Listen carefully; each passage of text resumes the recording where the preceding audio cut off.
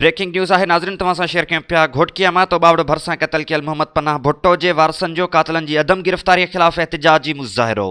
अली वसीर जी report मुताबिक़ घोटकी लॻ ओबावड़ो जे इलाइक़े झंगल मलिक में न्याज़ी बिरादरीअ पारां क़तल कयल मोहम्मद पनाह भुट्टो जे खून सां इंसाफ़ नाहे थी सघियो। जांच आफ़ीसर पारां कातलनि खां रिश्वत वठी हिक तरफ़ी इंक्वायरी करे खून लोढ़ण जी कोशिश कई पई वञे, जंहिं ख़िलाफ़ वारसनि अॼु एहतिजाजी मुज़ाहिरो कंदे नारेबाज़ी कई आहे। घोटकीअ भरिसां ओबावड़ो जे ॻोठ झंगल मलिक जे रहवासियुनि मोहम्मद नवाज़ भुट्टो, ख़ान मोहम्मद भुट्टो, भूरोल भुट्टो ऐं ॿियनि एहतिजाज कंदे चयो आहे त कुझु महीना पहिरियों फिदा न्याज़ी, अली न्याज़ी ऐं ॿियनि असांजे नौजवान मोहम्मद पनाह भुट्टो खे बेगुनाह गोलियूं हणी क़तल कयो हो, जंहिं बाद असां अहिड़ी फ़यार दाख़िल कराई।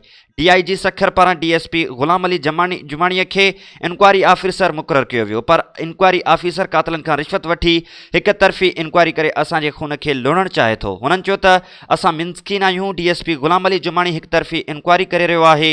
उन मौक़े ते मक़तूल मोहम्मद पनाह भुट्टो जे वारसनि चीफ जस्टिस सेशन जज IG सिंध, DIG सखर ऐं SSP घोटकीअ खां अपील कई त मक़तूल मोहम्मद पनाह भुट्टो जे खून सां इंसाफ़ करे रिश्वत एवज़ ग़लति इंक्वायरी कंदड़ ऑफिसर ग़ुलाम अली जुमाणीअ ख़िलाफ़ कार्रवाई कई वञे।